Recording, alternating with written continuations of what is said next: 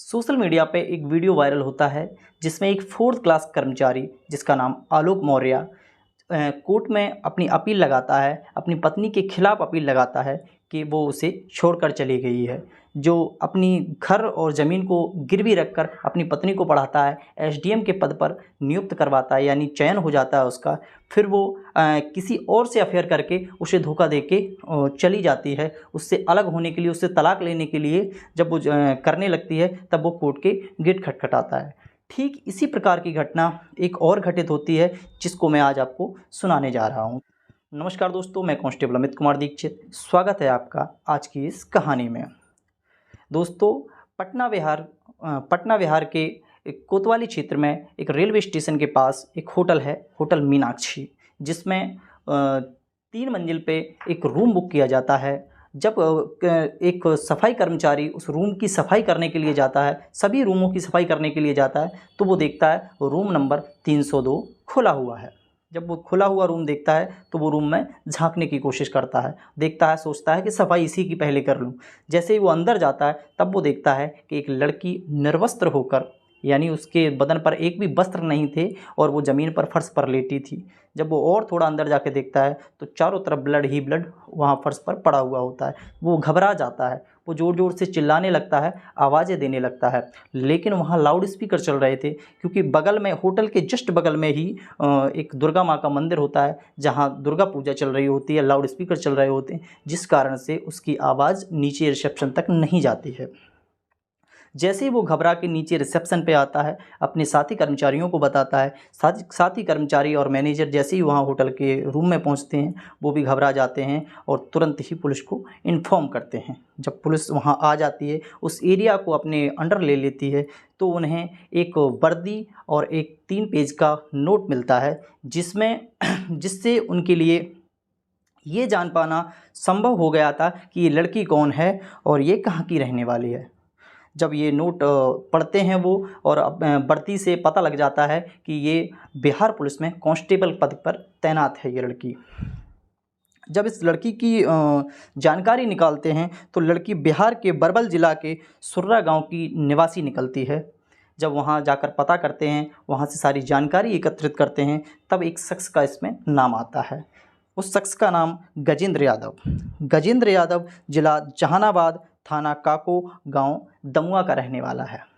गजेंद्र यादव अरवल ज़िला में सुर्रा में एक कोचिंग संस्थान चलाया करता था। जब कोचिंग संस्थान चलाया करता था, ये लड़की जिसकी हत्या की गई थी, जिसका मर्डर हुआ था, इसका नाम दरअसल शोभा कुमारी हुआ करता है। उम्र 24 वर्ष। और इसका 2022 में सिलेक्शन होता है बिहार पुलिस में।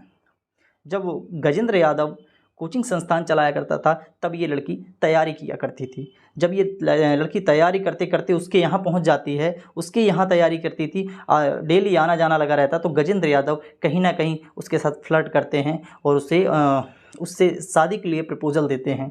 लड़की भी मान जाती है और लड़की भी कहीं ना कहीं गजेंद्र को पसंद करती थी।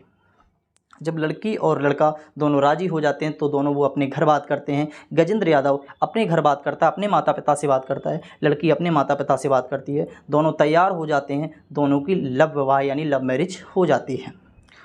कुछ समय बीतता है, यानी 2022 में इसका बिहार पुलिस में सिलेक्शन हो जाता है। इसी बीच में इनके पास एक बच्ची भी होती है छोटी, जो लगभग 2022 तक 3 या 4 साल की हो जाती है।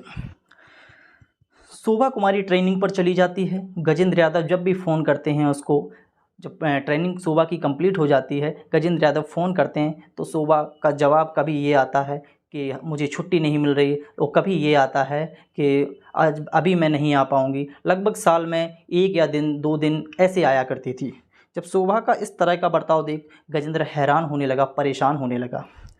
गजेंद्र जब भी शोभा को कॉल करता, लड़की की बात बताता कि लड़की परेशान हो रही है, लड़की से मिलने आ जाओ, लेकिन शोभा का यही एक्सक्यूज़ रहा करता था, हमेशा यही कहकर टाल दिया करती थी कि मैं यहाँ परेशान हो रही हूँ, मुझे छुट्टी नहीं मिल रही है, और लड़की तुम ही रखो, मैं वहाँ अपने साथ नहीं रख सकती। जब गजेंद्र ने ज़्यादा रिक्वेस्ट की आने के लिए, तो कभी कभी वो झुंझला भी जाती थी, यानी गुस्सा भी करने लगती थी। गजेंद्र को शक होने लगा कि कहीं ना कहीं इसका संबंध कहीं और चल रहा है, या इसका अफेयर कहीं और चल रहा है। गजेंद्र अपने सूत्रों से पता लगाने की कोशिश करते हैं कि इसे वाकई में छुट्टी नहीं मिल रही है या सिर्फ ये छुट्टी का बहाना करती है। जब गजेंद्र उसके बिहार में जाते हैं, पटना में, वहाँ पता करते हैं कि ये जहाँ ये पोस्टेड होती है वहाँ पता करते हैं कि ये छुट्टी मिलती है या नहीं मिलती है। तो वहाँ से उन्हें जानकारी मिलती है कि 29 जून 2023 को इसने छुट्टी ली थी, और लेकिन ये घर नहीं गई और 4-5 दिन की छुट्टी ली। ये छुट्टी बिताने के बाद वापस वहीं पोस्टेड थी, वहीं वापसी करा ली। जब गजेंद्र यादव अपने सोर्सों से पता करते हैं कि इसका अफेयर कहाँ चलता है और उसके मोबाइल को ट्रेस करने की कोशिश करते हैं, उसके मोबाइल में कुछ एप्लीकेशन डाउनलोड कर देते हैं जिससे कि ये इसकी कॉल डिटेल गजेंद्र के पास जाने लगती है। जब गजेंद्र को पता चल जाता है कि इसका अफेयर धीरेन्द्र नाम के व्यक्ति यानी एसएसबी में कांस्टेबल के पद पर तैनात व्यक्ति से चल रही है, उसी से इसका मिलना जुलना होता है। ये काफ़ी बार उससे मिली जुली थी। जब ये सब गजेंद्र यादव को पता चल जाता है तो बहुत ही परेशान होता है और उसका अंदर से टूट जाता है। दिन प्रतिदिन वो बीमार रहने लगता है और नशे की गोलियां और टैबलेटें खाने लगता है। अक्सर उसे नींद नहीं आया करती थी, वो नींद की गोलियां लेने लगता है जिससे कि उसका मानसिक संतुलन कुछ बिगड़ा सा रहने लगता है। एक दिन गजेंद्र यादव अपनी पत्नी शोभा कुमारी को कॉल करता है और कहता है, मैं आपसे मिलने आ रहा हूँ। शोभा कुमारी कहती है कि मेरी ड्यूटी अभी पटना में लग गई है दुर्गा पूजा में, तो मेरी 16 तारीख को मैं यहाँ से जा रही हूँ, 16 या 17 को यहाँ से जाऊँगी। तो गजेंद्र कहता है ठीक है, मैं 19 तारीख को आपसे मिलने पटना आऊँगा।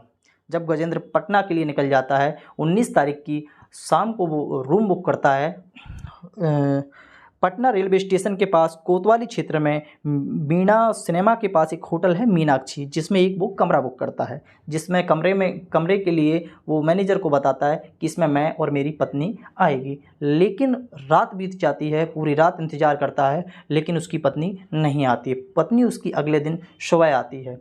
गजेंद्र जितना परेशान था, गजेंद्र पहले से ही उस पत्नी को मारने का यानी उसको जान से मारने का प्लान बनाकर आया था। वो एक देसी तमंचा लेकर आया था।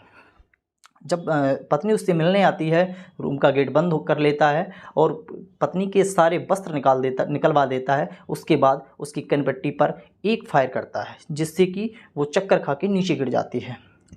एक और फायर करता है और वहाँ से निकल लेता है। यानी 20 अक्टूबर सुबह 10 बजे जब क्लीनर सफाई करने के लिए जा रहा था दूसरे रूमों की, तब ये रूम का दरवाज़ा खुला देख ये सारी घटना पुलिस को बताता है। फिलहाल पुलिस ने गजेंद्र को अपने कब्जे में ले लिया है।